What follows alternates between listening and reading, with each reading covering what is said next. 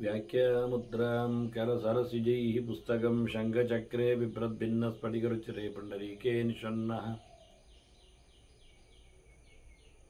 ಅಮ್ಲಾನಶ್ರೀರಮೃತವಿಶದೈರಂಶುಭಿಪ್ಲಾವಯನ್ಮಾಮಾವಿರ್ಭೂಯಾದನಗಮಹಿಮಾ ಮಾನಸೇವಾಗಧೀಶಃ ನಮಸ್ತೆ ಪ್ರಾಣೇಶ ಪ್ರಣತ ವಿಭವಾಯಾವನಿಮಗಾಹ ನಮಸ್ವಾಮಿನ್ನ ರಾಮಪ್ರಿಯತಮನಮನ್ ಗುರುಗುಣ ನಮಸ್ತುಭ್ಯಂ ಭೀಮ ಪ್ರಬಲತಮ ಕೃಷ್ಣೇಷ್ಟ ಭಗವನ್ ನಮ ಶ್ರೀಮನ್ಮಧ್ವ ಪ್ರದಿಶ ಸುದೃಶನ್ನೋ ಜಯ ಜಯ ಶ್ರೀ ಗುರುಭ್ಯೋ ನಮಃ. ನಾರಾಯಣಂ ಸುರುಗುರುಂ ಜಗದೇಕನಾಥಂ ಭಕ್ತಪ್ರಿಯಂ ಸಕಲಲೋಕನಮಸ್ಕೃತಂ ಚ ತ್ರೈಗುಣ್ಯವರ್ಜಿತಮಜಂ ವಿಭುಮಾದ್ಯಮೀಶಂ ವಂದೇ ಭವಗ್ರಂ ಅಮರಾಸುರಸಿದ್ಧವಂದ್ಯಂ ನಾರಾಯಣಂ ನಮಸ್ಕೃತ್ಯ ನರಂಚೈವ ನರೋತ್ತಮಂ ದೇವೀಂ ಸರಸ್ವತೀಂ ವ್ಯಾಸಂ ತತೋ ಜಯಮುದೀರಯೇ. ವೇದವ್ಯಾಸುರ ಮಹಾಭಾರತದ ಚಿಂತಕರಿಗೆ ವಂದನೆಗಳು. ಶಾಂತಿ ಪರ್ವದ 382ನೆಯ ಪ್ರವಚನ. ಇಲ್ಲಿ ನಹುಷನ ಯಜ್ಞದ ಸಂದರ್ಭದಲ್ಲಿ ದನ ಅದು ಮಾತಾಡಿದೆ. ಅಂದರೆ ಅದರೊಳಗೆ ಸೇರಿದ ಋಷಿ ಚಿಂತನೆಯಲ್ಲಿ ನಿಂತಿದ್ದಾನೆ. ವೇದೋಕ್ತವಾದ ಹೋಮ ಹವನ ಹೇಗೆ ಉಂಟು ಇಲ್ಲ ಅನ್ನುವ ಚಿಂತನೆ. ಒಬ್ಬ ವೇದಜ್ಞನನ್ನು ದೇವತೆಗಳು ಹೇಗೆ ಗಮನಿಸ್ತಾರೆ, ಗುರುತಿಸ್ತಾರೆ ಅಂತ ಆತ ಹೇಳ್ತಾನೆ. ಬಹಳ ಸುಂದರವಾಗಿ ಅನುತ್ತರೀಯ ವಸನಂ ಅನುಪಸ್ತೀರ್ಣ ಶಾಯಿನಂ ಬಾಹೂಪಧಾನಂ ಶಾಮ್ಯಂತಂ ತಂದೇವ ಬ್ರಾಹ್ಮಣಂ. ಇದು ಎಲ್ಲವನ್ನೂ ತೊರೆದವನು. ಮೇಲ್ಹೊದಿಕೆ ಬಟ್ಟೆ ಇಲ್ಲ, ಒಂದು ಬಟ್ಟೆ ಸಾಕು ಬದುಕಲಿಕ್ಕೆ, ಮಾನ ಮುಚ್ಚಿಕೊಳ್ಳಿಕ್ಕೆ ಅಂತ. ಮಲಗಲಿಕ್ಕೂ ಬೇಡ, ನೆಲ ಇದೆ, ವಿಶಾಲವಾದ ನೆಲ, ಅದು ನಮ್ಮದೇ, ಮಲಗಲಿಕ್ಕೆ ಆಗ್ತದೆ. ಮತ್ತೆ ತಲೆ ಅಡಿಯಲ್ಲಿಯೋ ಕಾಲಡಿಗೋ ಬೇಡಪ್ಪ, ಕೈಯೇ ಇದೆ, ಕಾಲೇ ಇದೆ, ಕಾಲಿಗೆ ಕಾಲನ್ನೇ ಹಾಕಿಕೊಳ್ಳುವುದು ಮೇಲಕ್ಕೆ, ಅದು ಸಾಕು ಅನಿಸಿದರೆ ಇದಕ್ಕೆ ಈ ಕಾಲು ಬೇಕು ಹೇಳಿದ್ರೆ ಈ ಕಾಲನ್ನು ಆ ಕಾಲಿಗೆ ಹಾಕುವುದು, ಅಲ್ಲಿಗೆ ಆಯಿತು. ತಲೆ ಅಡಿಗೆ ಕೈ ಇಟ್ಕೊಳ್ಳೋದು, ಬಾಹೂಪಧಾನಂ ಅಂತಾರೆ. ಹಾಗೆ ಎಲ್ಲಕ್ಕೂ ಸಮಾಧಾನದ ಉಸಿರು ಯಾರಲ್ಲಿ ಇರ್ತದೆ ಅವನು ನಿಜವಾಗಿ ಭಗವಂತನ ಎಚ್ಚರವನ್ನು ಸಂಪಾದನೆ ಮಾಡಿದ್ದಾನೆ, ದೇವರೆಡೆಗೆ ಸಾಗಲು ಬಯಸ್ತಾನೆ, ವೇದಾಚಾರದಲ್ಲಿದ್ದಾನೆ ಅಂತ ಅರ್ಥ. ದ್ವಂದ್ವಾರಾಮೇಶು ಸರ್ವೇಶು ಏಕಃ ರಮತೆ. ವಾಸ್ತವವಾಗಿ ನೋಡ್ಲಿಕ್ಕೆ ಹೋದರೆ ಅವನಿಗೆ ತಾನೊಬ್ಬನೇ ಇದ್ದುಕೊಂಡೇ ಇಬ್ಬರಿದ್ದರ ಸಂಭ್ರಮವನ್ನು ಆಚರಿಸ್ತಾನವ. ಜೊತೆಯಲ್ಲಿ ಇದ್ದವರ ಹಾಗೆ, ಜೊತೆಗಾತಿಯರ ನೆಲೆ ಇದ್ದ ಹಾಗೆ, ಹೀಗೊಂದು ರೀತಿಯಾದ ತನ್ನನ್ನು ತಾನೇ ಸಂತೋಷ ಪಟ್ಟುಕೊಳ್ಳತಕ್ಕಂಥ ರೀತಿ, ಯಾರನ್ನು ಯಾರ ವಿಷಯವನ್ನು ಯೋಚನೆ ಮಾಡಿಕೊಳ್ಳದೆ ಮತ್ತೆ ಪರೇಶಾಂ ಅನನುಧ್ಯಾಯನ್ ತಂದೇವಾಹ ಬ್ರಾಹ್ಮಣಂ. ಇದು ಯಾರ ವಿಷಯವೂ ಅವನ ತಲೆಯಲ್ಲಿ ಇಲ್ಲ, ಯಾರ ಬಗ್ಗೆಯೂ ಗಮನಿಸುವುದಿಲ್ಲ, ಯಾರನ್ನೂ ಜೊತೆಯಲ್ಲಿ ಇರಗೊಡುವುದಿಲ್ಲ. ಆದರೂ ಎಲ್ಲೋ ಇದ್ದಾಗಿ ಸಂಭ್ರಮಿಸ್ತಾನಲ್ಲ, ಅವನು ನಿಜವಾಗಿ ಯೋಗ್ಯ.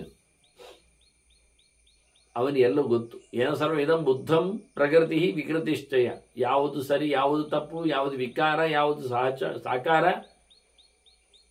ಅನ್ನುವುದರ ಬಗ್ಗೆ ಎಚ್ಚರಿದ್ದು ಗದಿಜ್ಞ ಸರ್ವಭೂತಾನಾಂ. ಎಲ್ಲದರ ಆಗುಹೋಗುಗಳ ಬಗ್ಗೆ ಗಮನಿಸಿದವ ನಿಜವಾಗಿ ತಂದೇವ ಬ್ರಾಹ್ಮಣ. ಅವನು ಒಳ್ಳೆಯವ. ನಾಂತರೇಣ ಅನುಜಾನಾತಿ ವೇದಾನಾಂ ಯತ್ ಕ್ರಿಯಾಬಲ. ವೇದಕ್ಕೆ ಒಂದು ಫಲ ಕೊಡುವ ಸಾಮರ್ಥ್ಯ ಇದೆ. ಅದು ಸಣ್ಣ ಪುಟ್ಟದ್ದನ್ನೆಲ್ಲ ಕೊಡುತ್ತದೆ. ಅದನ್ನೆಲ್ಲ ಗಟ್ಟಿ ಮಾಡಿಕೊಳ್ಳುವುದಲ್ಲ, ಅದನ್ನು ಲೆಕ್ಕಕ್ಕಿಲ್ಲಸದೆ ಅತಿ ಮಹತ್ತರವಾದ ಫಲ ನಮಗೆ ಬರಬೇಕು. ಅದರ ಬಗ್ಗೆ ಚಿಂತನೆ ಮಾಡುವ ಉಳಿದರ ವಿಷಯಗಳನ್ನು ಅವಿಜ್ಞಾಯಿತ ತತ್ಸರ್ವಂ ಅನ್ಯತ್ ರೋಚಯತೆ ಫಲ. ಪ್ರತ್ಯೇಕವಾಗಿ ದೇವರನ್ನೇ ವೇದದಲ್ಲಿ ಕಾಣಬಯಸುವುದು ಅದೊಂದು ದೊಡ್ಡ ಸಂಗತಿ, ವಿಶೇಷವಾದದ್ದು. ಇವೆಲ್ಲ ಧರ್ಮದ ಆಚರಣೆಗಳಲ್ಲಿ ಇರತಕ್ಕಂತಹ ಅನೇಕ ಆಯಾಮಗಳು.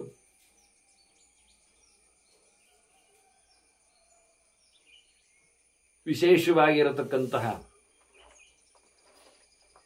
ಕಟ್ಟುಪಾಡುಗಳು, ನೈರಂತರ್ಯ, ಶಾಶ್ವತ ಮೌಲ್ಯ, ಎಲ್ಲರಿಂದಲೂ ಆಚರಣೀಯವಾದದ್ದು. ಮುಖ್ಯವಾಗಿ ಪರಮಾತ್ಮನನ್ನು, ಸಂಪೂರ್ಣನಾದ ತತ್ವನನ್ನು ಬಹಳಷ್ಟು ಗಮನಿಸುವಂಥದ್ದು. ಸಕರ್ಮಭಿ ಸಂಶ್ರಿತಾನ, ಪರಮಾತ್ಮನನ್ನು ಆಶ್ರಯಿಸಿದವರ ತಪೋಘೋರತ್ವಂ ಆಗತಂ, ತಪಸ್ಸಿನಿಂದ ಏನೊಂದು ಗಟ್ಟಿತನವನ್ನು ಪಡೆದಿದೆ,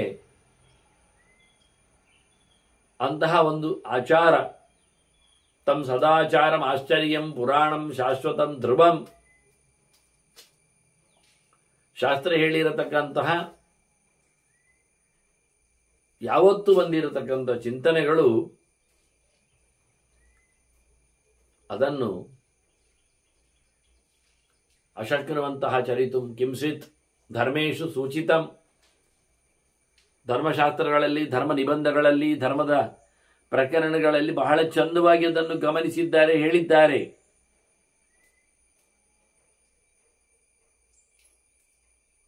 ಆದರೆ ಜನರಿಗೆ ಅದನ್ನು ನಡೆಸಲು ಆಗ್ತಾ ಇಲ್ಲ, ಕಷ್ಟಪಡ್ತಾರೆ. ಆಚರಿಸುವುದರಿಂದ ಆಚರಣೆಗೆ ಹೇಳಲ್ಪಟ್ಟ ಧರ್ಮದಲ್ಲಿ ಏನು ತಪ್ಪಿರುವುದಿಲ್ಲ. ಅನಾಪದ್ಧರ್ಮ ಆಚಾರ, ಅದು ಯಾವುದೇ ರೀತಿಯಾದ ದೋಷಗಳಿಂದ, ವಿರೋಧಗಳಿಂದ ತುಂಬಿರುವುದಿಲ್ಲ. ಅಂತಹ ಧರ್ಮ ಅದು ತಪ್ಪಿಲ್ಲದೆ ಆಚರಿಸಬೇಕಾದ್ದು, ಆಚರಿಸಿ ಸೋಲದಿರಬೇಕಾದ್ದು. ಅಪ್ರಮಾದ ಅಪರಾಭವ, ಬಿಡದೆ ಪರಿಪೂರ್ಣವಾಗಿ ನಡೆಸಬೇಕಾದ್ದು ಧರ್ಮ. ನಡೆಸಬೇಕಾಗಿರುವಲ್ಲಿ ಎಲ್ಲಿಯೂ ಸಹ ತಪ್ಪಿರಬಾರದು. ಆ ಬಳಿಕವೂ ಧರ್ಮದ ಮೇಲೆ ನಮಗೆ ನಂಬಿಕೆ ಕಳ್ಕೊಳ್ಳುವಂತೆ ಮಾಡಿದ್ದರ ಕೃತ್ಯಗಳಲ್ಲಿ ಸೋವು, ನೋವು ಬರುವ ಈ ರೀತಿಯಾಗಿ ಧರ್ಮವನ್ನು ಆಚರಿಸುವುದು ಬಹಳ ಕಷ್ಟವೇ ಆಗಿದೆ. ಫಲವಂತಿ ಚ ಕರ್ಮಾಣಿ ವ್ಯುಷ್ಟಿಮಂತಿ ಚ ಧ್ರುವಾಣಿ ಚ ವಿಗುಣಾನಿ ಚ ಪಶ್ಯಂತಿ ತಥಾ ನೈಕಾಂತಿಕಾನಿ ಚ. ಹೇಳಲ್ಪಟ್ಟಿರತಕ್ಕಂತಹ ಕರ್ಮಗಳಿಗೆ ಅದರದ್ದೇ ಆಗಿರತಕ್ಕಂಥ ರಿಸಲ್ಟ್, ಪ್ರಯೋಜನ, ಫಲಗಳಿರ್ತವೆ.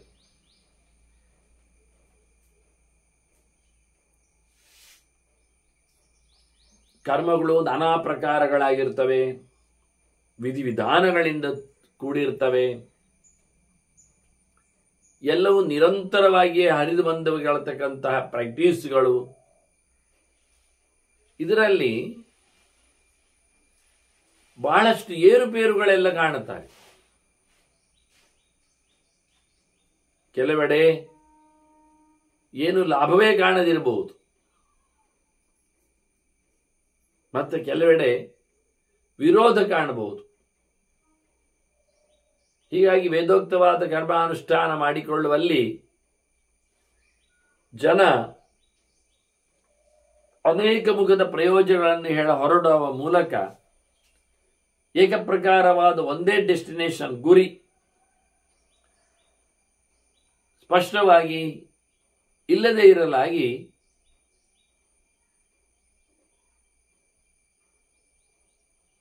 ವೇದದಲ್ಲಿ ಸ್ವಾರಸ್ಯವೇ ಇಲ್ಲ ಅನ್ನುವಟ್ಟರ ಮಟ್ಟಿಗೆ ಬರ್ತಾರೆ. ನಿಜವಾಗಿ ಹೇಳುವುದಾದರೆ ವೇದದಲ್ಲಿರತಕ್ಕಂತಹ ಸ್ವಾರಸ್ಯಗಳನ್ನು ತಿಳಿಯುವುದು ಕಷ್ಟ. ಅಲ್ಲಿನ ಗುಣಲಕ್ಷಣಗಳು ಅರ್ಥ ಆಗುವುದಿಲ್ಲ. ಅದರ ಸ್ವರೂಪದ ಕಡೆಯಲ್ಲಿ ನಾವು ನಿಲ್ಲಿಲ್ಲ ಅನ್ನುವುದನ್ನು ಬಹಳಷ್ಟು ಜೋರಾಗಿ ಮಾತಲ್ಲಿ ಚಿಂತನೆ ತರ್ತಾನೆ. ಗುಣಾಶ್ಚಾತ್ರ ಸುದುರ್ಜ್ಞೇಯಾ ಜ್ಞಾತಾಶ್ಚಾತ್ರ ಸುದುಷ್ಕರಾ ಅನುಷ್ಠಿತಾಶ್ಚ ಅಂತವಂತಹ ಇತಿ ತ್ವಂ ಅನುಪಶ್ಯಸಿ. ವೇದದಲ್ಲಿ ಹೇಳಲ್ಪಟ್ಟಂತ ಯಜ್ಞಯಾಗಗಳನ್ನೆಲ್ಲ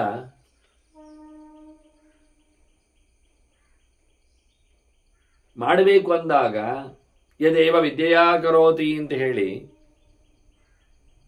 ವೇದೇ ಅದನ್ನು ತಿಳಿದು ಮಾಡುವಂತೆ ಹೇಳ್ತದೆ. ಹೀಗಾಗಿ ಬಹಳ ಕಷ್ಟ ಇದೆ. ಆದ್ರೆ ಅವುಗಳ ಫೀಚರ್ಸ್ಗಳನ್ನು, ಕೆಲವು ಗುಣಗಳನ್ನು ತಿಳ್ಕೊಳ್ಳಿಕ್ಕೆ ಏನು ಕಷ್ಟ ಇಲ್ಲ.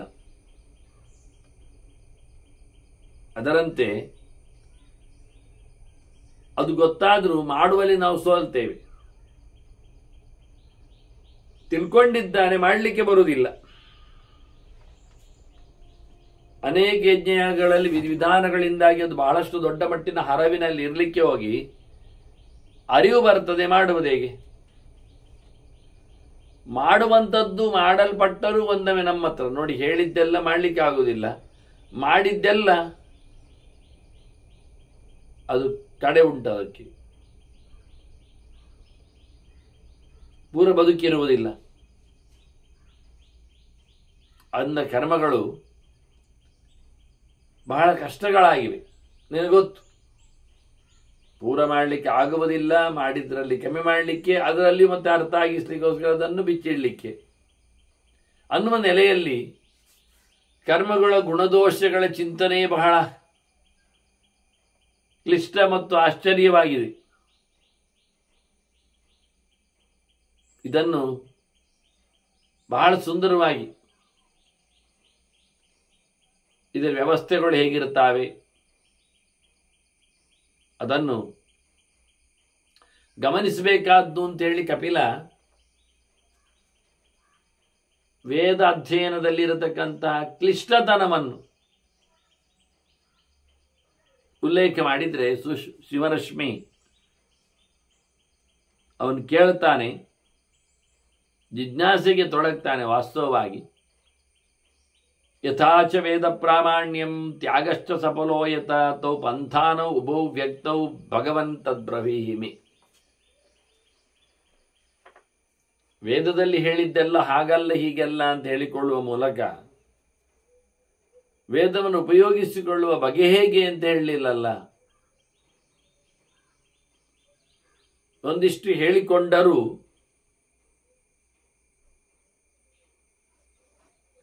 ಅದನ್ನು ನಡೆಸಿಕೊಡುವಲ್ಲಿ ಸೋಲ್ತೇವಲ್ಲ ನಾವು. ಆದ್ರಿಂದ ಆತ ಪ್ರಶ್ನೆ ಹೇಳ್ತಾನೆ, ವೇದದಲ್ಲಿ ಮಾಡಲಿಕ್ಕೆ ಹೇಳ್ತದೆ, ವೇದದಲ್ಲಿ ಬಿಡ್ಲಿಕ್ಕೆ ಹೇಳ್ತದೆ. ಯೋಗವೂ ಉಂಟು, ಯಾಗವೂ ಉಂಟು, ತ್ಯಾಗವೂ ಉಂಟು, ಪ್ರಯೋಗಗಳು ಇರ್ತವೆ, ಪ್ರವ್ರಜ್ಯವು ಬರ್ತದೆ. ಆದ್ದರಿಂದ ಹೇಗೆ ತಾನೇ ವೇದದ ಪ್ರಾಮಾಣ್ಯವನ್ನು ನಾವು ಉಳಿಸುವುದು? ವೇದವನ್ನು ಉಳಿಸಿಕೊಂಡೆ ನಾವು ಫಲವನ್ನು ಬಿಟ್ಟಿರುವುದು ಅಂತ ಮಾಡಿಕೊಳ್ಳಲಿಕ್ಕೆ ಆಗ್ತದಾ? ಅದೊಂದು ಪ್ರಶ್ನೆ. ಅದರಂತೆ ಇದು ಎರಡು ಸ್ಪಷ್ಟವಾಗಿ ಕಾಣುತ್ತದೆ. ಪ್ರವೃತ್ತಿ ನಿವೃತ್ತಿ ಮಾರ್ಗ ಇದ್ದಾಗೆ ವೇದ ಜೊತೆಯಲ್ಲಿ ಕರ್ಮಾಂಗಗಳನ್ನು ನಡೆಸಿ ಪರಲೋಕವನ್ನು ಪಡೆಯುವ ವಿಧಾನಗಳು ಎಲ್ಲವನ್ನು ತೊರೆಯುವಲ್ಲಿ ವೇದವನ್ನು ತ್ಯಾಗ ಮಾಡಿಕೊಂಡು ಗಾಲಿ ಅವರಿಬ್ಬರು ಸಹ ಮಾರ್ಗದಲ್ಲಿ ಪಯಣ ಬೆಳೆಸುವವರೇ. ಹಾಗಾಗಿ ಇವರಿಬ್ಬರ ಕಥೆ ಹೇಳಿ ವೇದವಾದ ಪ್ರಾಮಾಣ್ಯ ಉಳಿಸಬೇಕು. ವೇದ ಹೇಳಿದ್ದರ ಫಲವನ್ನು ಬಯಸದೆ ವೇದವನ್ನು ನಡೆಸಿಕೊಡಬೇಕು. ತ್ಯಾಗವೂ ಇದೆ, ಪ್ರಯೋಗವೂ ಇದೆ. ಮಾಡುವುದರಿಂದ ತಪ್ಪಾಗದಂತೆ ಇರತಕ್ಕ ಚಿಂತನೆಯೂ ಬರಲಿಕ್ಕೆ ಉಂಟು. ಇದನ್ನೆಲ್ಲ ಇಟ್ಟುಕೊಂಡು ಹೇಳಬೇಕು ತಾವು ಅಂತ ಶ್ರೀಮರಶ್ಮಿ ಮತ್ತೆ ಪುನಃ ಚಿಂತನೆಗೆ ಎಳಿತಾನೆ ಕಪಿಲ ಋಷಿಯನ್ನು, ಯತಿಯನ್ನು. ಅದು ಮತ್ತೆ ಹೇಳ್ತಾನೆ, ಈಗ ಫಲ ಕಾಣ್ತದ? ಪ್ರತ್ಯಕ್ಷಮಿಹ ಪಶ್ಯಂತಿ ಭವಂತಃ ಸತ್ಪತೆ ಸ್ಥಿತಾಃ ಪ್ರತ್ಯಕ್ಷಂತು ಕಿಮತ್ರ ಅಸ್ತಿ ಯದ್ ಭವಂತ ಉಪಾಸತೆ.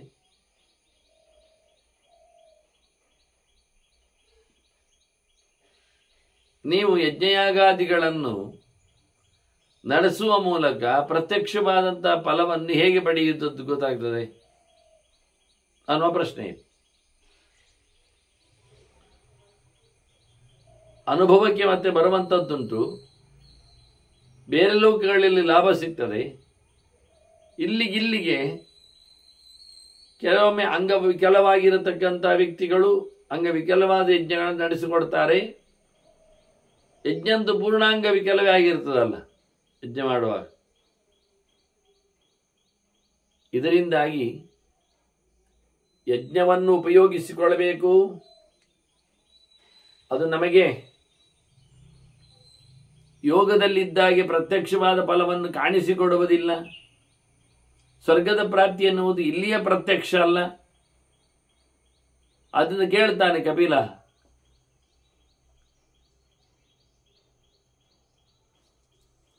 ನೀವೆಲ್ಲ ಮಾಡಿಕೊಂಡು ಬಂದಿರತಕ್ಕಂತಹ ಯಜ್ಞಗಳಲ್ಲಿ ಈ ಲೋಕಕ್ಕೆ ಸಂಬಂಧಪಟ್ಟಂತೆ ಪ್ರತ್ಯಕ್ಷದಲ್ಲಿ ಕಾಣುವಂತಹ ಫಲವನ್ನು ನಾವು ಏನಂತ ಗಮನಿಸಲಿಕ್ಕಾಗ್ತದೆ?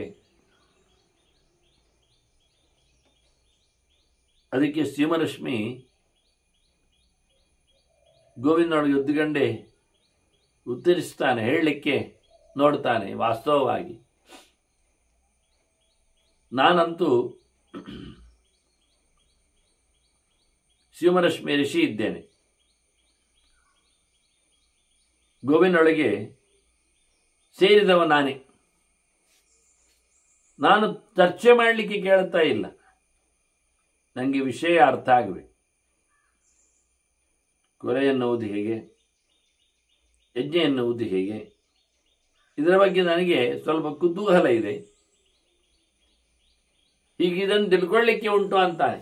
ಅದಕ್ಕೆ ನಾನು ಬಂದಿದ್ದೇನೆ, ತರ್ಕ ಮಾಡಲಿಕ್ಕಲ್ಲ. ಪ್ರಶ್ನೆಗೆ ಉತ್ತರ ಅಲ್ಲ, ಪ್ರಶ್ನೆಗೆ ಉತ್ತರವೂ ಉತ್ತರ ಆಗಬೇಕು. ಅದನ್ನ ಕಿಮತ್ರ ಪ್ರತ್ಯಕ್ಷ ತಮಂ ಭವಂತಹ ಯದುಪಾಸತೆ.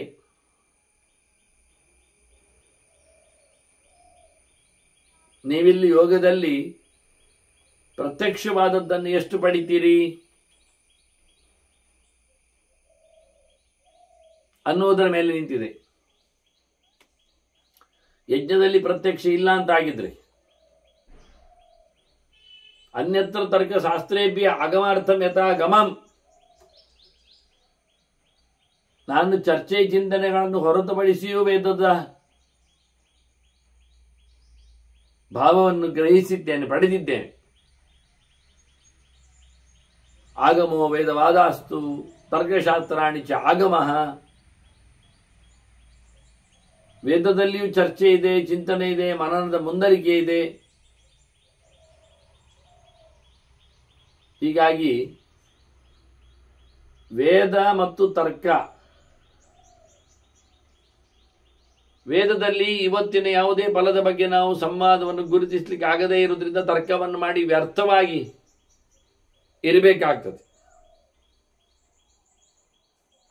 ಮತ್ತೆ ತರ್ಕಶಾಸ್ತ್ರಗಳು ಆಗಮವನ್ನು ನಂಬಿ ಇವೆ. ಆಗಮವು ಹೇತುವನ್ನು ಹೇಳುವ ಮೂಲಕ ತರ್ಕಶಾಸ್ತ್ರ ಒಪ್ಪಿಕೊಳ್ಳುತ್ತದೆ. ಹೀಗೆ ಉಪಪತ್ಯಾದಿಗಳಿಂದ ಲಿಂಗಗಳಿಂದ ತರ್ಕಮುಖವಾದ ಭಾಷೆಯಿಂದಲೇ ವೇದಾಂತಗಳ ಅರ್ಥಗಳು ನಿರ್ಣಯಗಳಾಗ್ತವೆ. ಯಾರು ಬಹಳಷ್ಟು ಶ್ರಮಪಟ್ಟು ಈ ಜ್ಞಾನದ ಸಾಧನೆಯನ್ನು ನಡೆಸಿಕೊಡ್ತಾನೆ ಅವನು ಖಂಡಿತವಾಗಿಯೂ ಆತ್ಯಂತಿಕವಾದ ಶ್ರೇಯಸ್ಸನ್ನು ಪಡೆದೇ ಬೆಳೆಯುತ್ತಾನೆ. ಇದು ಮುಖ್ಯವಾದಂತಹ ಸಂಗತಿ ಅನಿಸಿದೆ.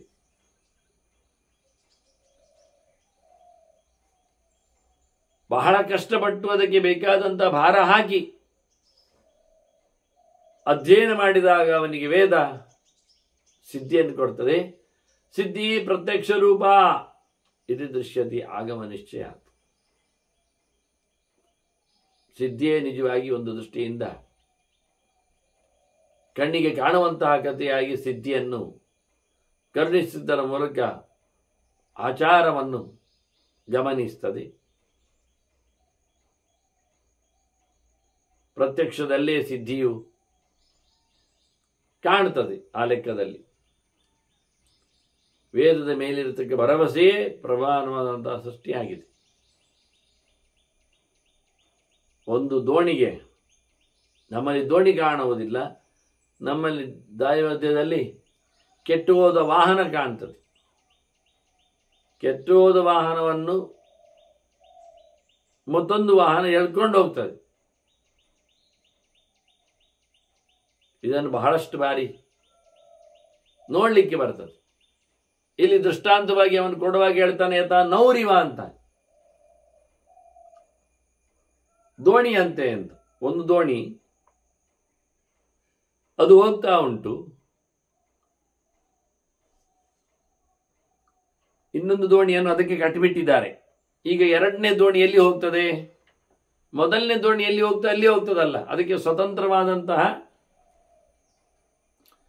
ಗಮನಕ್ಕೆ ಚಲನೆಗೆ ಅವಕಾಶ ಇಲ್ಲ. ಮೊದಲನೆಯ ದೋಣಿ ಅದನ್ನು ನಿಯಂತ್ರಣಕ್ಕೆ ಒಳಪಡಿಸಿಕೊಂಡಿದೆ. ಅದನ್ನ ನೌಹು ನಾವಿವ. ವಾಸ್ತವವಾಗಿ ಒಂದು ದೋಣಿ ಇನ್ನೊಂದು ದೋಣಿಗೆ ಕಟ್ಟಲ್ಪಟ್ಟ ಹಾಗೆ, ನಿಬದ್ಧಾಹಿ ಸ್ರೋತಸ ಸನಿಬಂಧನ. ಆಗ ಒಂದು ದೋಣಿ ಎಲ್ಲಿ ಹೋಗ್ತದೆ ಅಲ್ಲಿ ದೋಣಿ ಇನ್ನೊಂದು ಅಲ್ಲಿಯೇ ಬರ್ತದೆ. ಆ ಹೊತ್ತಿನಲ್ಲಿ ಒಂದೊಮ್ಮೆ ಕ್ಷಣಾರ್ಧದಲ್ಲಿ ಸುಳಿಯಾಗಲಿ ಅದರದ್ದು ಪ್ರವಾಹ ಆಗಲಿ ಬೇರಕ್ಕೆ ಹೋದ್ರೆ ಅದು ಬೇರಕ್ಕೆ ಹೋಗ್ತಾ ಇಲ್ಲ, ಇಲ್ಲಿ ಹೋಗಿ ಆಗಿದೆ. ಸಂಕಲ್ಪ ಮಾಡಿದಲ್ಲಿಗೆ ಓಡ್ತಾ ಇರ್ತದೆ. ಹಾಗಾಗಿ ನಾವು ಸಹ ಕಟ್ಟಲ್ಪಟ್ಟಂತ ಕುದುರೆಗಳಂತೆ ಆಗಿಬಿಟ್ಟಿದ್ದೇವೆ, ಎಲ್ಲಿ ಓಡ್ತಾ ಇದ್ದೇವೆ. ಯೋಗ್ಯವಾದ ತಾಣದಲ್ಲಿ ಬಂದಾಗ ಅದನ್ನು ಗಮನಿಸಬೇಕು ಅಂತ ಗೊತ್ತಿಲ್ಲದೆ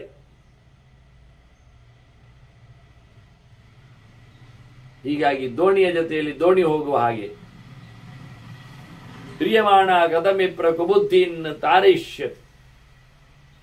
ಕೆಟ್ಟ ಜನರಿಗೆ ಕೆಟ್ಟ ಬುದ್ಧಿ ಅವರನ್ನು ಕೆಟ್ಟದರೆಡೆಗೆ ಎಳ್ಕೊಂಡು ಹೋಗ್ತದೆ. ಪುರಾಣಗಳ ಅಥವಾ ವೇದಗಳ ಮುಖ್ಯವಾದಂತಹ ಅರ್ಥಗಳಿಗೆ ಅವರಿಗೆ ಕಣ್ಣೇ ಕಾಣುವುದಿಲ್ಲ. ಇತ್ತ ಗಮನ ಕೊಟ್ಟರೆ ತಾನೇ ಅರ್ಥ ಆಗುವಂಥದ್ದು. ಹಾಗಾಗಿ ಗಮನವೇ ಆಗದಂತೆ ಮೂಢೇನೈವ ನಿಯಮಾನ ಯಥಾಂದಾಹ ಅಂತ ಹೇಳಿದ ಹಾಗೆ ಒಂದು ಕುರಿ ಅದರ ಎದುರು ಆಡು ಹೋದಾಗ ಒಂದರ ಬೆನ್ನಿಂದ ಇನ್ನೊಂದು ಬೆನ್ನಿಂದ ಕುದುರೆಗಳು ಹಾಗೇ ಬರ್ತಾವೆ. ಮೊದಲನೇದು ಹೋಯ್ತು ಅಂತ ನೋಡಿಕೊಂಡು, ಮೊದಲನೇದು ಒಂದೊಮ್ಮೆ ಬಾವಿಗೆ ಬಿದ್ದರೆ ಎರಡನೇದು ಸಹ ಕಣಮುಚ್ಚಿ ಬೀಳುದೆ. ಬೆನ್ನೆ ಎಂದಕ್ಕೆ ಒಂದಕ್ಕೆ ಬೀಳ್ತಾ ಇರ್ತದೆ. ಎಲ್ಲಿ ಅದು ದಾಟ್ಲಿಕ್ಕೆ ಒಂದು ಕೋಲ್ ಅಡ್ಡ ಹಿಡಿದ್ರೆ ಮೊದಲನೇದು ದಾಟಿದ್ ನೋಡಿ ಎರಡನೇದು ದಾಟಿಕೊಂಡು ಹೋಗ್ತದೆ. ಕೋಲ್ ಅಡ್ಡ ಇಲ್ಲ, ಆಗ ಕೆಳಗೆ ಹಾಕಿದ್ದಾರೆ. ಆದರೂ ಎಲ್ಲವೂ ಸಹ ದಾಟುವುದಂತೂ ಬಿಡುವುದಿಲ್ಲ. ಈ ರೀತಿಯಾಗಿ ಕೆಟ್ಟವರನ್ನು ಎಳ್ಕೊಂಡು ಹೋಗ್ತದೆ. ಬುದ್ಧಿ ನೆಟ್ಟಗಿಲ್ಲದವರನ್ನು ತಪ್ಪು ದಾರಿಯಲ್ಲಿ ಎಳೆದು ಬಿಡ್ತದೆ.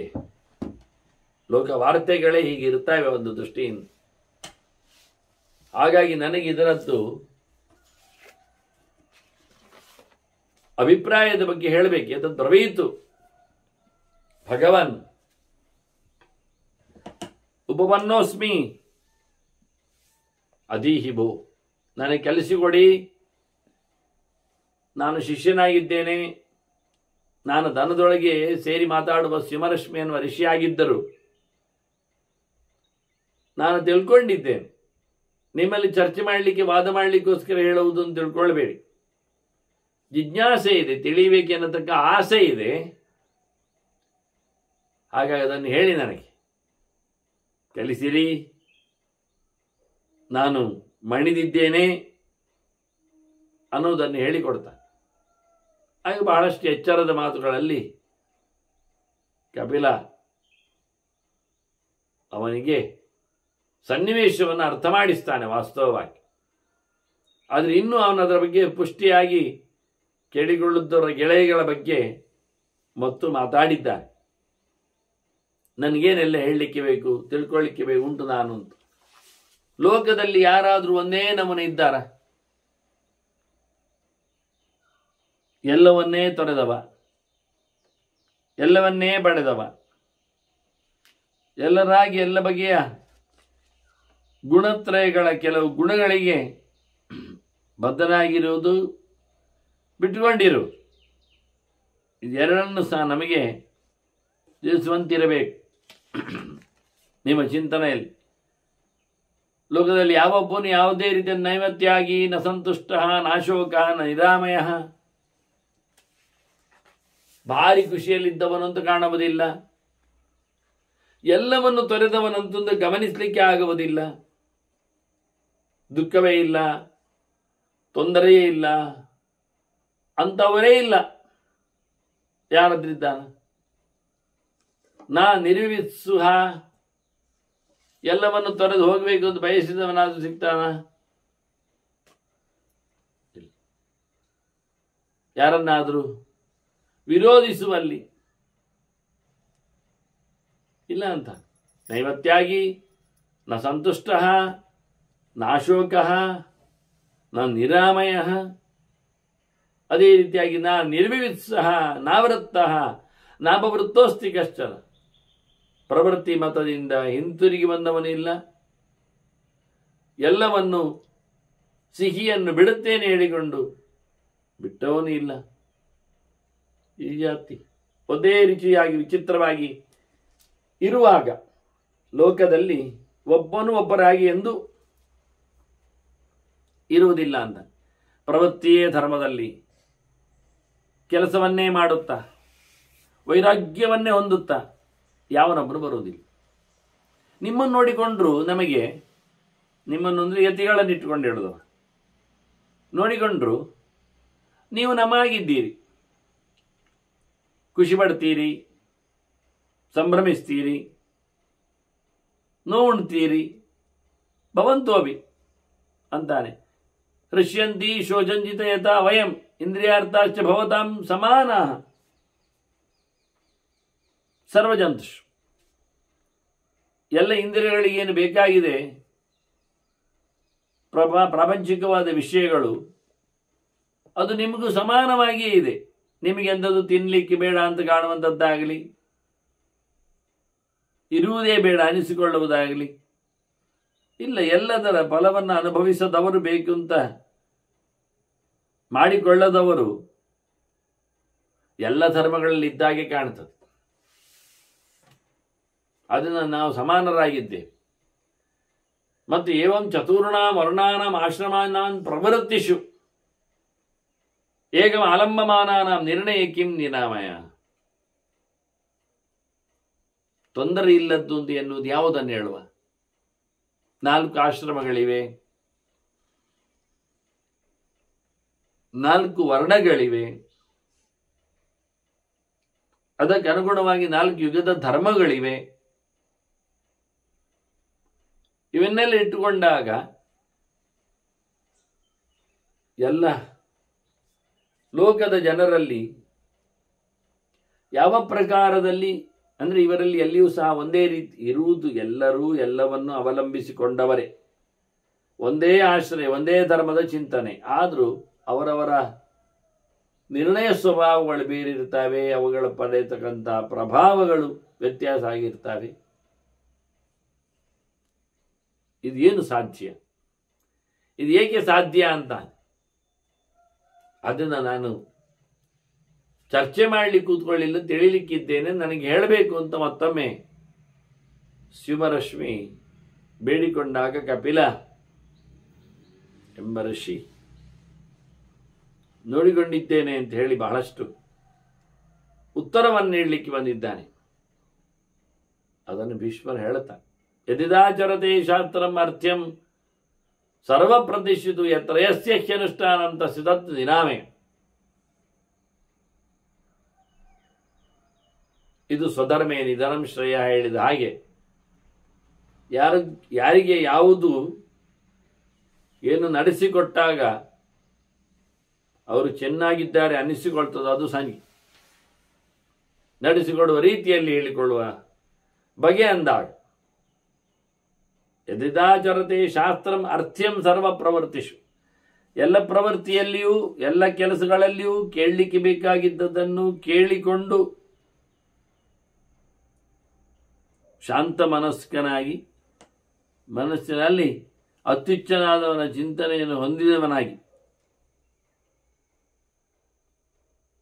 ಅದನ್ನು ಎಲ್ಲಿ ಯಾವುದರನ್ನು ಅನುಷ್ಠಾನ ಮಾಡಲಿಕ್ಕುಂಟು ಅದು ಅವನಿಗೆ, ಶಾಸ್ತ್ರದಲ್ಲಿ ಹೇಳಿದ್ದನ್ನು ತಪ್ಪಿಲ್ಲದೆ ಮಾಡುವವನಿಗೆ ಅವನಿಗೆ ಅದು ಮುಖ್ಯವಾಗಿದೆ.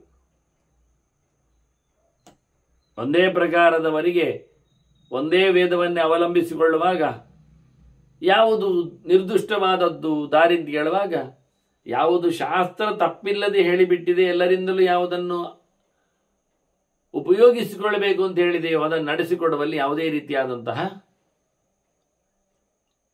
ಪ್ರಮಾದಗಳು ಇಲ್ಲ. ಅದು ಯೋಗ್ಯವಾಗಿದೆ. ಸರ್ವಂ ಪ್ರಾಪಯತಿ ಜ್ಞಾನಂ ಯೋ ಜ್ಞಾನಂ ಹಿ ಅನುವರ್ತತೆ. ನಿಜವಾಗಿ ಹೇಳ, ಕರ್ಮಣ ಜ್ಞಾನ ಮಾತನೋತಿ ಇಂದ ಏನು ಮಾಡಿದ್ರು ಜ್ಞಾನವನ್ನು ಕೊಡಬೇಕದು. ಎಲ್ಲರೂ ಜ್ಞಾನವನ್ನು ಅವಲಂಬಿಸಿಕೊಂಡೇ ತಿಳಿಯಲಿಕ್ಕೋಸ್ಕರವೇ ತಿಳಿದುಕೊಂಡೇ ತಿಳುವಳಿಕೆಯಲ್ಲೇ ಕರ್ಮಗಳು ಆಚರಿಸಲ್ಪಡ್ತಾರೆ.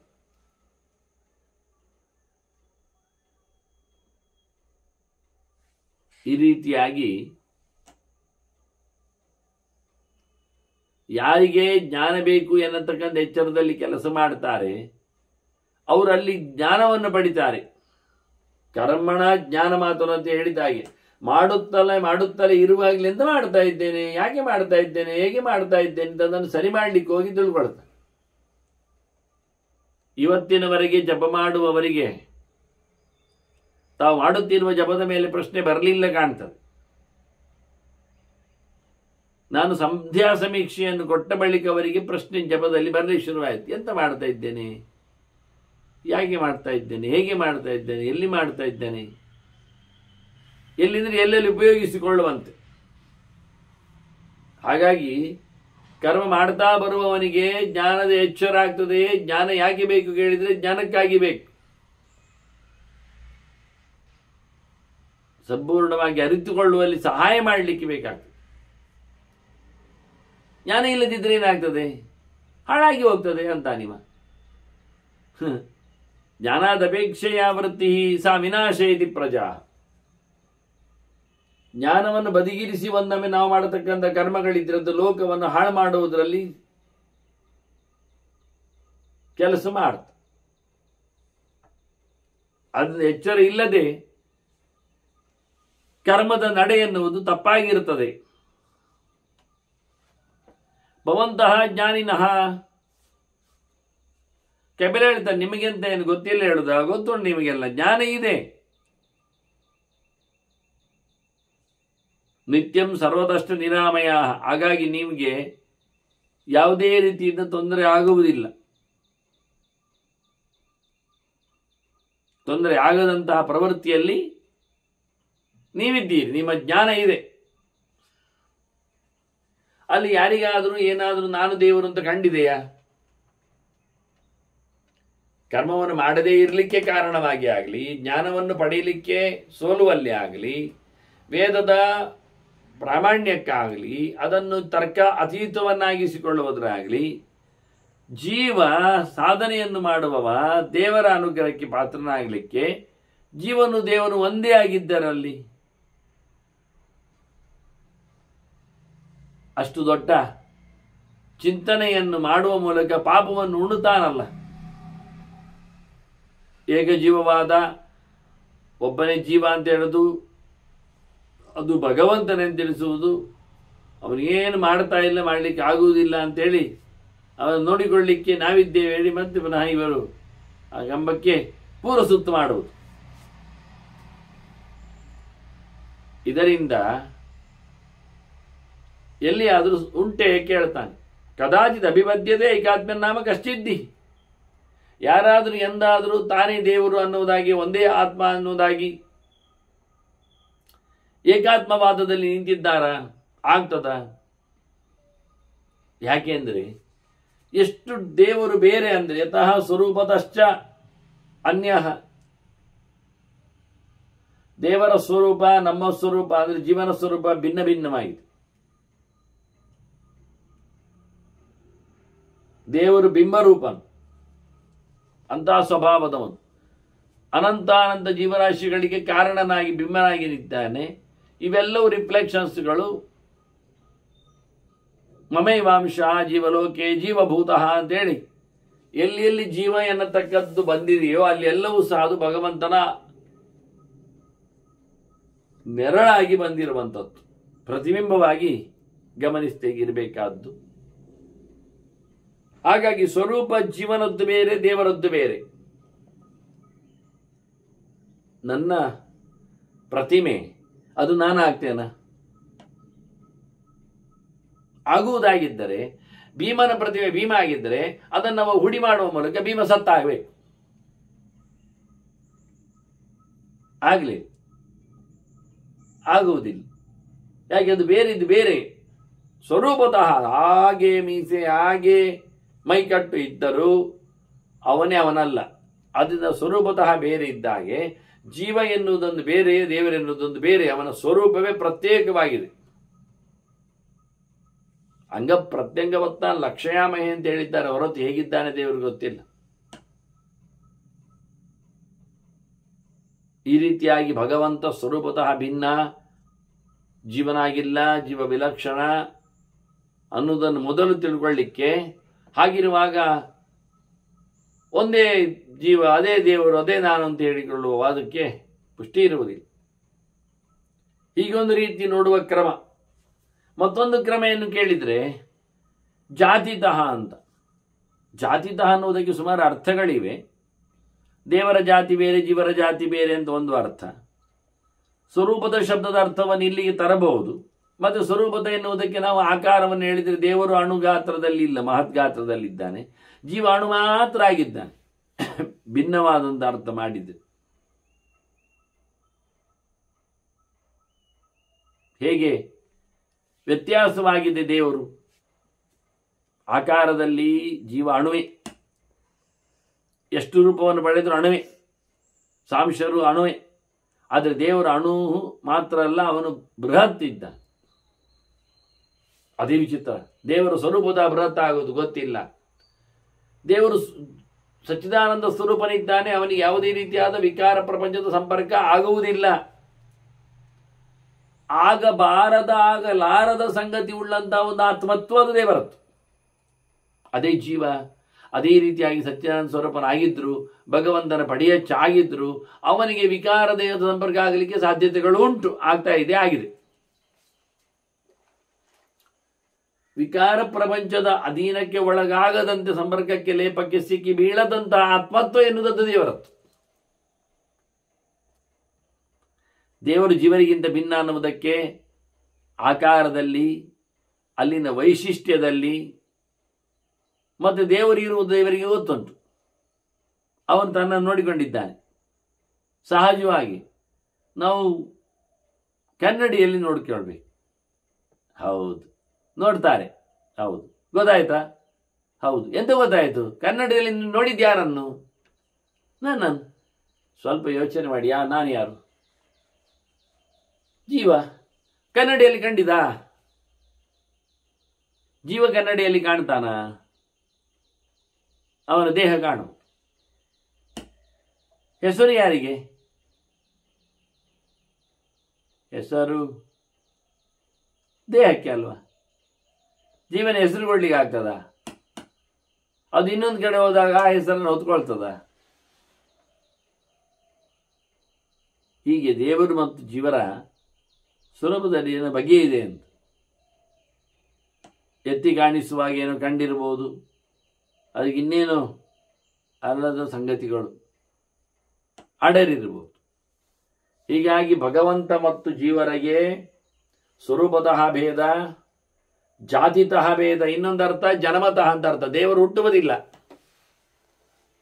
ಅಜಾಯಮಾನೋ ಬಹುಧ ವಿಜಾಯತೆ ಎಂದು ಹುಟ್ಟದವನ ಹುಟ್ಟು ಇತ್ತೀಚೆಗೆ ಆಗಿದೆ. ಕೃಷ್ಣ ಜನ್ಮದಿನ, ಅದರ ಬಗ್ಗೆ ಮಾತಾಡಿದ್ದೇನೆ. ದೇವರು ಯಾರದ್ದೇ ಶಾಪದಿಂದ ಎಲ್ಲಿಯೋ ಒಂದು ಕ್ಲಿಷ್ಟವಾದ ಗರ್ಭವಾಸದಲ್ಲಿ ಬರುವುದಿಲ್ಲ. ದೇವರು ಯಾವ ಜಾತಿ? ಅವ ಕ್ಷತ್ರಿಯ. ಹೌದು, ವಸುದೇವನ ಮನೆಯಲ್ಲಿ ಹುಟ್ಟಿದ ಹಾಗೆ. ಅವನು ನಂದಗೋಪನಲ್ಲಿದ್ದಾನೆ ಹೇಳಿದರೆ ಅವನು ವೈಶ್ಯ. ಸರಿ. ಅವನು ಗದ್ದುಗೆಯಲ್ಲಿ ಬಂದಿದ್ದಾನೆ ಅಂದರೆ ಋಷಭ ಚಕ್ರವರ್ತಿ, ಅವನು ಕ್ಷತ್ರಿಯ. ಮತ್ತೆ ರಾಮನಾಗಿ ನಿಂತಾಗ ಅವನು ಕ್ಷತ್ರಿಯ. ಪರಶುರಾಮನಾಗಿ ಬಂದರೆ ಅವನು ಬ್ರಾಹ್ಮಣ. ಮತ್ತೆ ಸನತ್ ಕುಮಾರ ಅವನು ಬ್ರಾಹ್ಮಣನಾಗಿದ್ರು ಬ್ರಹ್ಮಚಾರಿ. ಹೀಗೆ ಆಶ್ರಮಗಳು, ಧರ್ಮಗಳು ಅವನಿಗೆ ಚೌಕಟ್ಟಿನಲ್ಲಿ ಬಂದದ್ದೇ ಅಲ್ಲ, ಬಿದ್ದದ್ದೇ ಅಲ್ಲ. ದೇವರು ಎಲ್ಲಿಯೂ ತಾನಾಗಿಯೇ ಅಭಿವ್ಯಕ್ತನಾದದ್ದು ಹೊರತು ಹುಟ್ಟಿ ಬಂದದ್ದಲ್ಲ. ಆದ್ರಿಂದ ಅವನಿಗೆ ಜಾತಿಯಿಂದ ದೇವರನ್ನು ನಾವು ಗಮನಿಸ್ಲಿಕ್ಕೆ ಆಗುವುದಿಲ್ಲ. ಜೀವನನ್ನು ಜಾತಿಯಲ್ಲಿ ಹೇಳಲಿಕ್ಕೆ ಬರ್ತದೆ. ಜೀವನಿಗೆ ಒಂದು ಜಾತಿ ಉಂಟು. ಹೊರಗಾಗಿದ ವೇಷ ಮಾತ್ರ ಅಲ್ಲದೆ ಸ್ವಯಂ ಅದು ಭಗವಂತನ ಅಧೀನ,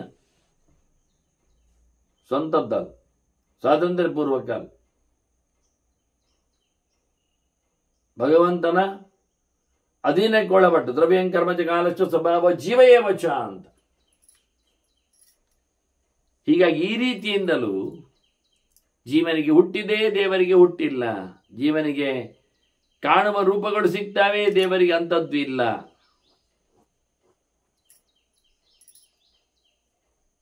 ಹುಟ್ಟಿನಿಂದಲೇ ಬೇರೆ ಜೀವ, ದೇವರು ಹುಟ್ಟಿನಿಂದಲೇ ದೇವ. ಬದಲಾಗದ ವ್ಯಕ್ತಿತ್ವದ ಭಗವಂತನದ್ದು. ಜೀವನದಲ್ಲಿ ಬದಲಾವಣೆಗಳಿರ್ತವೆ. ಮತ್ತು ಇದಕ್ಕೆಲ್ಲ ವೇದದ ಮಾತುಗಳು ಶ್ರುತಿತಃ ಕೇಳಿಕೊಂಡು ಬಂದಿದ್ದೇವೆ ನಾವು. ಇದನ್ನೆಲ್ಲ ದ್ವಾಸುಮರಣ ಸೈಜ ಸಕಾಯ ಅಂತ ಮಂತ್ರಗಳೆಲ್ಲ ಭಗವಂತನಲ್ಲಿ ಜೀವರು ಆಶ್ರಯಿಸಿಕೊಳ್ಳಿರುವ ಕಥೆ. ಎಲ್ಲ ಜೀವರಿಗೆ ಕಾರಣ ಇರುತ್ತೆ ಭಗವಂತನ ರೂಪಚಿಂತನೆ. ಇವನ್ನೆಲ್ಲ ಸ್ಪಷ್ಟವಾಗಿ ನಾವು ಗಮನಿಸಲಿಕ್ಕೆ ಬರ್ತದೆ. ಹೀಗೆ ವೇದಗಳು, ಮಾತುಗಳು, ಮಂತ್ರಗಳು ಭಗವಂತನನ್ನು ಮತ್ತು ಜೀವನನ್ನು ಪ್ರತ್ಯೇಕವಾಗಿ ಹೇಳಿವೆ. ಮತ್ತೆ ಅರ್ಥತಃ ಅಂತ, ನಮಗೆ ಸಂಪತ್ತಿಗಾಗಿ ದೇವರು ಬೇಕು, ದೇವತೆಗಳು ಬೇಕು. ದೇವರಿಗೆ ಯಾಕೆ ಬೇಕು? ಭಗವಂತನೇ ಶ್ರೀಯಪ್ಪತಿ ಇದ್ದಾನೆ, ದುಡ್ಡಿನ ಅರಸ ಇದ್ದಾನೆ. ಇಡೀ ಬ್ರಹ್ಮಾಂಡದ ಅರಸನಾಗಿ ನಾವು ಬ್ರಹ್ಮದೇವನನ್ನು ಚಿಂತನೆಗೆ ತಂದೆ. ಬ್ರಹ್ಮ ದೇವ ಹೇಳ್ತಾನೆ, ನಾನು ಭಗವಂತನ ಅಧೀನ ಇದ್ದೇನೆ ಮಾರಾಯ ಅಂತ. ಹೀಗಾಗಿ ಎಲ್ಲಕ್ಕಿಂತ ಮಿಗಿಲಾದ ಪರಿಪೂರ್ಣವಾದ ಪುರುಷಾರ್ಥ ಅನ್ನಿಸಿಕೊಂಡ ಮೋಕ್ಷ ಇರಲಿ ಬಿಡಿ, ಆನಂದವನ್ನು ನಿರಂತರ ಅನುಭವಿಸುವನು ಭಗವಂತ. ಜೀವರು ಅವನು ಕೊಟ್ಟ ಅರ್ಥವನ್ನು, ಪುರುಷಾರ್ಥವನ್ನು, ಆನಂದವನ್ನು ಅನುಭವಿಸಬೇಕು. ಅಷ್ಟು ಸಣ್ಣಗಿದ್ದಾನೆ. ಸ್ವಂತವಾಗಿ ಅವನಿಗೇನು ಇಲ್ಲದೆ ಆನಂದವನ್ನು ಅನುಭವಿಸುವ ಯೋಗ್ಯತೆ ಇಲ್ಲ. ಯಾರು ಸಹಜವಾಗಿ ನಿರಂತರ ಆನಂದದಲ್ಲಿ ಓಲಾಡ್ತಾ ಇರ್ತಾನೆ, ಅದು ಅವನ ಸ್ವರೂಪವೇ ಆಗಿ ಇರ್ತದೆ, ಅಂಥವನೇ ನಿಜವಾಗಿ ಭಗವಂತ ಅಂತ ಅರ್ಥ. ಅವನನ್ನು ನಾವು ಕರೆಯುದು. ಅದನ್ನು ಗುರುತಿಸಲಿಕ್ಕೋಸ್ಕರ ಹೇಳುವಂಥದ್ದಷ್ಟೆ. ಹೀಗೆ ತನಗಾಗಬೇಕಾದ್ದನ್ನು ಯಾವುದನ್ನು ಸಹ ಹೊರಗಿನಿಂದ ಪಡೆಯದೇ ಇರತಕ್ಕಂಥ ದೇವರು ಸ್ವಯಂ ಮಹಿಮನೆ ಪ್ರತಿಷ್ಠಿತ ಅಂತ. ಪ್ರಯೋಜನಗಳಿಂದಾಗಿ, ಸಾಮರ್ಥ್ಯಗಳಿಂದಾಗಿ ಜೀವ ಅದನ್ನು ಬೇಡುವವ, ಕೇಳಿಕೊಳ್ಳುವವ, ದುಂಬಾಲು ಬೀಳುವವ, ಕಷ್ಟಪಡುವವ, ಅವನ ದೇವರಾಗುವುದು. ಈ ನೈಕಾತ್ಮ್ಯಂ. ಹೀಗಾಗಿ ಒಂದೇ ಜೀವನ, ಅದೂ ದೇವರೇ ನಾನು ಎನ್ನತಕ್ಕಂಥ ವಾದಗಳನ್ನು ಬೆಂಬಲಿಸುವಂತಿಲ್ಲ. ಇದಾಗುವಂಥದ್ದಲ್ಲ. ಇಷ್ಟು ಪ್ರಧಾನವಾದಂಥ 4-5 ಒಂದೊಂದು ಸುಮಾರು ಬಗೆಯಲ್ಲಿತ್ತು. ಮುಖ್ಯವಾಗಿ ಸ್ವರೂಪತಃ, ಜಾತಿತಃ, ಶ್ರುತಿತಃ, ಅರ್ಥತಃ ಅಂತೇಳಿ. ಮತ್ತೆ ಅರ್ಥನೀಯನು, ಪ್ರಾರ್ಥನೀಯನು ಭಗವಂತನೊಬ್ಬನೇ. ಅವನು ಯಾರಲ್ಲಿ ಪ್ರಾರ್ಥನೆ ಮಾಡಿದ್ದಿಲ್ಲ.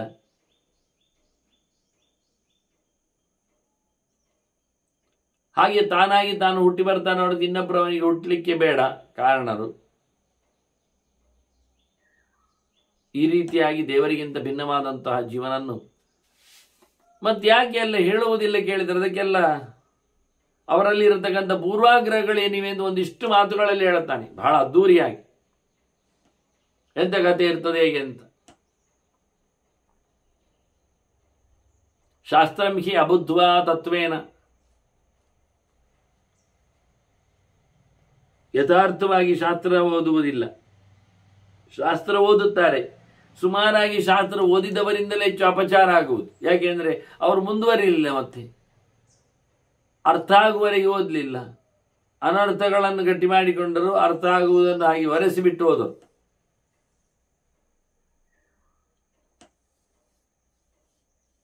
ಒಂದು ಶಾಸ್ತ್ರವನ್ನು ಓದಿ ಸರಿಯಾಗಿ ಓದಿ ಕೇಚಿತ್ ವಾದಬಲ ಜನ ಚರ್ಚೆ ಮಾಡಬೇಕು ಅಂತಲೇ ಕೆಲವರದ್ದು ತೀಟೆಯಲ್ಲಿ ಅವರಿಗೆ ಅರ್ಥ ಆಗಿದ್ರದ್ದು ಸತ್ಯ ಆಗಿದ್ರು ಅದನ್ನು ಅಲ್ಲ ಹೇಳಿಕೊಂಡು ವಿರೋಧಿಸುವ ಒಂದು ಬಂಗಾಳ ಶುರುವಾಗಿದೆ. ಅವರ ಬುದ್ಧಿವಂತಿಕೆಯನ್ನು ವೇದವಾದಗಳಲ್ಲಿ ನೋಡುವಂತಹ ಒಂದು ಕೆಟ್ಟ ಕುತೂಹಲ. ಹೀಗೆ ವಾದದಲ್ಲಿ ಕೂತವರು ಜನರು ಅಹಂಕಾರ ವಶಂಗತ ಕಾಮಕ್ರೋಧಾಭಿಭೂತತ್ವ, ಅವರಿಗೆ ಆಸೆ ಅಡರಿದೆ, ಸಿಟ್ಟು ಏರಿದೆ. ಇದರಿಂದಾಗಿ ಅವರು ಏನ್ ಮಾಡ್ತಾರೆ ಕೇಳಿದ್ರೆ ತಾವೇ ಬೀಗುತ್ತಾರೆ, ದೇವರನ್ನು ಒಪ್ಪೋದಿಲ್ಲ, ತರ್ಕ ಮಾಡ್ತಾರೆ. ಕಾರಣದ ಸಂಗತಿಯನ್ನು ಒಪ್ಪುವುದು ಹೇಗೆ ಅಂತ. ಕಾರ್ಯಾತ್ಮನ ಕಾಣ್ತದೆ ಹೇಳಿದರೆ ಅದು ಯಾರಿಗಾದ್ರೂ ಕಂಡಿದೆ ಅಂತಾರೆ. ಈಗ ಚಳಿ ಇದೆ, ಹಾಗಾಗಿ ಎಲ್ಲಿಯೋ ಮಳೆ ಬಂದಿದೆ ಹೇಳಿಕೊಂಡು ನಾವು ಹೇಳಬಹುದು. ಅನ್ನ ದೇವರನ್ನು ಒಬ್ಬ ಗಂಡವನು ಅವತ್ತು ನಾನು ಅಲ್ಲಿ ಕಂಡಿದ್ದೆ ಅಂತೇಳಿ ಬರ್ಬೋದು, ಅದು ನಾವು ಇವನಿಗೆ ಪ್ರಾಮಾಣ್ಯವನ್ನು ಹೇಳುವುದಿಲ್ಲ. ಯಾಕೆ ವಾದ ಮಾಡುತ್ತೇವೆ, ಅದು ಹಾಗಲ್ಲ, ಅದು ಹೀಗೆ. ದೇವರನ್ನು ಕಂಡವರಿದ್ದಾರೆ ನಾರದಾದಿಗಳು ನಾವು ಹೇಳಿದ್ರು ಅವರೇನೂ ಒಪ್ಪುವುದಿಲ್ಲ.